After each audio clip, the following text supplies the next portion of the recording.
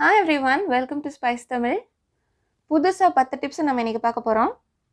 Summer வந்துருச்சு. ஃப்ரீசர்ல வச்சிருந்த super market எல்லாம் காலி பண்ணிட்டு ஐஸ் கியூப், குல்ஃபி, ஐஸ்கிரீம் எல்லாம் வைப்போம். நான் என்னோட ஃப்ரீசர்ல பச்சை பட்டாணி, தேங்காய் துருவல், பால் இதெல்லாம் வச்சிருப்பேன். இந்த மாதிரி ஏதாவது பொருள் நம்ம ஃப்ரீசர்ல வைக்கும்போது அதை சுற்றி இந்த மாதிரி ஐஸ் கட்டி ஃபார்ம் ஆயிரும். இப்படி கட்டி கட்டியாக இருக்கிற ஐஸை உடச்சோன்னா ஃப்ரிட்ஜ் காலி ஆயிரும். இது மேலே நம்ம ஐஸ் ட்ரே வைக்க முடியாது. எனக்கு இப்போ இதில் ஐஸ் ட்ரே வைக்கணும். எப்படியும் இந்த ஃப்ரீசர் டீஃப்ரோஸ்ட் ஆகிறதுக்கு 6 மணி நேரமாவது ஆகும். நான் அது வரைக்கும் வெயிட் பண்ணலை, உடனே வச்சுட்டேன். ஒன்றும் இல்லை, ஒரு சின்ன ட்ரிக் தான்.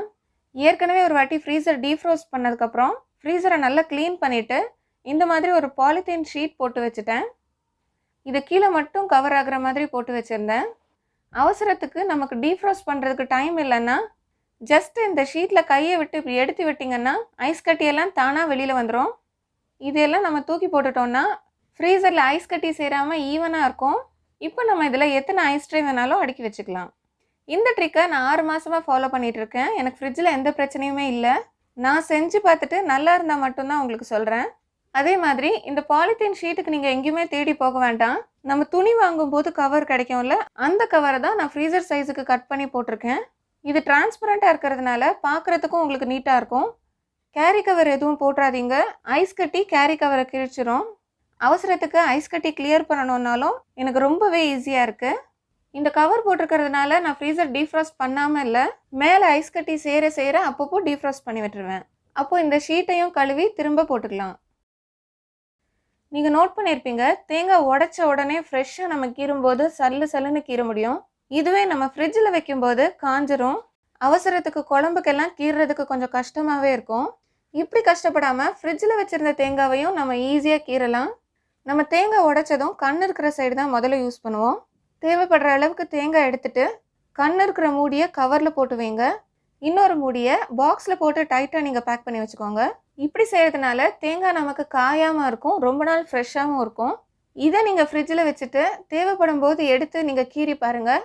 ஃப்ரெஷ்ஷான தேங்காய் கீறுற மாதிரி நல்ல ஈஸியாக கீரை வரும். ஒரு மூடி கவர்லேயும் ஒரு மூடி பாக்ஸ்லேயும் போட்டிருக்கேன். இதுக்கு பின்னாடியும் ஒரு ரீசன் இருக்குது. வீடியோவை கவனமாக பாருங்கள், உங்களுக்கே புரியும். நம்ம புதினா க்ளீன் பண்ண உட்காந்தோன்னா ஒவ்வொரு இலையாக பிச்சுட்டு இருக்க வேண்டியதாக இருக்கும். அப்போ பார்த்து நம்ம ஏற்கனவே இதை க்ளீன் பண்ணி வச்சுருக்கலாமோன்னு தோணும். இதை கருவேப்பிலை மாதிரி சமைக்கும்போது ஈஸியாக உருவி போட முடியாது. சரி, அரிக்கரண்டியில் உருவுற டெக்னிக்கை யூஸ் பண்ணி பார்ப்போன்னா எல்லாம் பிஞ்சு போகுது. புதினா ஃப்ரெஷ்ஷாக வாங்கிட்டு வந்த உடனே ரொம்ப ஈஸியாக க்ளீன் பண்ணி வச்சுக்கலாம். மேலே இருக்கிற பேபி புதினாவை கிள்ளிடுங்க. அதே மாதிரி அடியில் காஞ்சி போன இலை கண்டிப்பாக இருக்கும், அதையும் தூக்கி போட்டுருங்க. இப்போ புதினாவை உல்ட்டாவாக பிடிச்சிட்டு இந்த 3 விரலால் கருவேப்பிலை உருவுற மாதிரி உருவினோன்னா ரொம்ப ஈஸியாக க்ளீன் பண்ணிடலாம். புதினா செடி ரொம்ப இலசாக இருந்ததுன்னா அதை இப்படி உருவ முடியாது. அதை தண்டோடு சேர்த்து யூஸ் பண்ணி பாருங்கள், ஃப்ளேவர் ரொம்பவே நல்லாயிருக்கும். இஞ்சி பூண்டு அரைச்சதுக்கப்புறம் மிக்ஸி ஜாரை நம்ம என்னதான் சோப் போட்டு கழுவினாலும் அதோட ஸ்மெல் இருந்துக்கிட்டே தான் இருக்கும். ப்ரெட்டில் ஓரமாக இருக்கிற பீசஸ் எடுத்து பிச்சு போட்டு ஒரு வாட்டி அரைச்சிட்டோன்னா ப்ரெட்டு நல்லா தூள் ஆயிரும். இப்போ இந்த ஜாரில் பார்த்தீங்கன்னா ஸ்மெல்லே இருக்காது. இப்படி செய்யறதுனால இஞ்சி பூண்டு ஸ்மெல் நமக்கு சுத்தமாக போயிடும். இந்த பிரெட் கிரம்ஸையும் நம்ம வேஸ்ட் பண்ண வேண்டாம். நம்ம வீட்டு பால்கனிக்கு வர்ற குருவி புறாவுக்கெல்லாம் தீனி போடலாம். நம்ம முட்டை போண்டா, பஃப்ஸு, மசாலா, ரோஸ்ட்டு இதெல்லாம் செய்கிறதுக்கு அவிச்ச முட்டையை பாதியாக வெட்டி யூஸ் பண்ணுவோம். இந்த முட்டையை நம்ம கத்தியை வச்சு கட் பண்ணும்போது ஒன்று மஞ்சள் கரு உடையும், இல்லைனா வெள்ளைக்கரு உடையும். அவிச்ச முட்டையை க்ளீனாக கட் பண்ணுறதுக்கு கத்தி தேவையில்லை, ஒரு நூல் இருந்தால் போதும். இந்த சைஸுக்கு நூல் எடுத்துகிட்டு லேஸாக அழுத்துனீங்கன்னா போதும், பர்ஃபெக்டாக கட் ஆயிரும். இந்த ட்ரிக்கை நான் பஜ்ஜி கடையில் தான் பார்த்துருக்கேன். நீங்களும் பார்த்துருக்கீங்கன்னா கமெண்ட்ஸில் சொல்லுங்கள். நம்ம என்றைக்காவது ஒரு நாள் தான் வீட்டில் கேக் பண்ணுறோன்னா கேக் டின்னில் வைக்கிறதுக்கு நம்ம பட்டர் ஷீட் வாங்க மாட்டோம். பட்டர் ஷீட் இல்லாமலே டின்னில் ஒட்டாமல் நம்ம கேக் செய்யலாம். கேக்குக்கு எப்படியும் நம்ம பட்டர் யூஸ் பண்ணுவோம். அந்த பட்டரில் வர பேப்பரே பட்டர் பேப்பர் தான். இதை வச்சே நம்ம டின் க்ரீஸ் பண்ணி கேக் பேட்டர் போட்டு பேக் பண்ணி எடுத்தோன்னா டின்னில் ஒட்டாமல் அழகாக வரும். அவசரத்துக்கு பட்டரில் இருக்கிற பட்டர் பேப்பரை கூட யூஸ் பண்ணிக்கலாம். கொஞ்சம் பெரிய டின்லேயே நான் வச்சு காமிச்சிருக்கேன். பட்டர் ஷீட் போட்டிருக்கிற இடம் நல்லா க்ளீனாக இருந்திருக்கு. சைட்ஸில் நமக்கு கேக் ஒட்டியிருக்கு.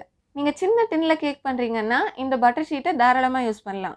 சாம்பாருக்கு பருப்பு வேக வைக்கும்போது 1 டீஸ்பூன் எண்ணெய் சேர்த்து வேக வச்சிங்கன்னா பருப்பு நல்லா மலர்ந்துடும். சாம்பாரும் கருப்பாகாது, நல்ல எல்லோ கலர்லேயே இருக்கும்.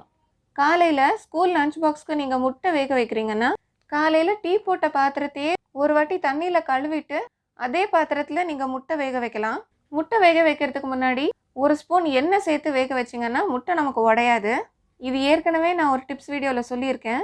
டீ போடுற பாத்திரத்தில் முட்டை வேக வச்சா ஸ்மெல் வருமோன்ற பயம் உங்களுக்கு வேண்டாம். நார்மலாக சோப் போட்டு கழுவுற மாதிரி கழுவிட்டிங்கன்னா கொஞ்சம் கூட உங்களுக்கு ஸ்மெல் இருக்காது. எதுக்கு டீ பாத்திரத்தில் போட்டு முட்டை வேக வைக்கணும், தனியாக ஒரு பாத்திரத்துலேயே வேக வச்சிடலாமேன்னு நீங்கள் நினைக்கலாம். தனியாக ஒரு பாத்திரம் எடுக்காமல் இதிலே நீங்கள் முட்டை வேக வச்சிட்டிங்கன்னா ஒரு பாத்திரம் எக்ஸ்ட்ரா நீங்கள் கழுவ வேண்டாம். அது போக டீ பாத்திரத்தில் முட்டை நம்ம அவிச்சிட்டோன்னா டீ பாத்திரம் கழுவுறதுக்கும் உங்களுக்கு ரொம்பவே ஈஸியாக இருக்கும். கரை எல்லாம் போயிடும். சில நேரம் மாவு நம்ம காலையில் 10-11 மணி அளவுக்கு தான் அரைப்போம். நைட்டுக்கு இட்லி தோசைக்கு நம்ம தேவைப்படுதுன்னா அவ்வளோ சீக்கிரம் புளிக்காது. அப்போது அரைச்ச மாவை நல்ல வெயில் படுற இடத்துல வச்சிட்டிங்கன்னா மாவு சீக்கிரமாகவே புளிச்சிரும். ஆனால் 1 மணி நேரத்துக்கு ஒரு வாட்டி செக் பண்ணிக்கோங்க, மாவு பொங்கி வழிஞ்சிடாம. நம்ம மார்க்கெட்டில் வாழைப்பூ பார்க்கும்போது இது உடம்புக்கு ரொம்பவே நல்லது, ஆனால் க்ளீன் பண்ணுறதுக்கு கஷ்டமாச்சேன்னு நினைப்போம். இதனாலேயே நிறைய பேர் வாழைப்பூ வாங்க மாட்டாங்க, முக்கியமாக ஒர்க்கிங் விமன். இந்த டிப்ஸ் தெரிஞ்சு வச்சுக்கிட்டிங்கன்னா நைட்டே நீங்கள் வாழைப்பூ க்ளீன் பண்ணி வச்சிடலாம், கருத்து போகாது, காலையில் கடகடன்னு சமைச்சிடலாம். இந்த டெக்னிக் உங்களுக்கு தெரிஞ்சதுன்னா இன்னும் 4 பேருக்கு நீங்கள் சொல்லுவீங்க. அதுக்கும் உங்களுக்கு டைம் இல்லைன்னா இந்த வீடியோவை ஷேர் பண்ணி விட்டுருங்க. முதல் 2 இலையில் இருக்கிற வாழைப்பூ தானாக உதிர்ந்துடும். இதை ஒன்றுமே பண்ண முடியாது, அப்படியே வச்சிடலாம். இதுக்கப்புறம் எடுக்கிற ஒவ்வொரு வாழைப்பூலையும் இந்த பூவை டிஸ்டர்ப் பண்ணாமல் அப்படியே அந்த தண்டில் சின்னதாக ஒரு கட் பண்ணுங்கள். வாழைப்பூ அப்படியே சீப்பாக வந்துடும். நான் இன்னொன்று இதே மாதிரி செஞ்சு காமிக்கிறேன். பூவை டிஸ்டர்ப் பண்ணாமல் தண்டில் லைட்டாக கத்தியை விட்டிங்கன்னா அப்படியே கொத்தாக நமக்கு கிடச்சிரும். இதே மாதிரி எல்லாத்தையுமே நம்ம செஞ்சு வச்சிடலாம். ஒரு ஸ்டேஜுக்கு அப்புறம் வாழைப்பூவை உரிக்க முடியாது, அப்போ இந்த தண்டை கட் பண்ணிவிட்டு இந்த பூவை அப்படியே வச்சுருங்க. வாழைப்பூவை பொறுத்த வரைக்கும் மொத்தமாகவே நம்ம சமைச்சு சாப்பிடலாம். இந்த பூவுக்கு நடுவில் இருக்கிற நரம்பை தவிர, இந்த நரம்பை சாப்பிட்டிங்கன்னா கண்டிப்பாக வயிறு வலி வரும். இதை நம்ம கத்தியில் நறுக்கவும் முடியாது.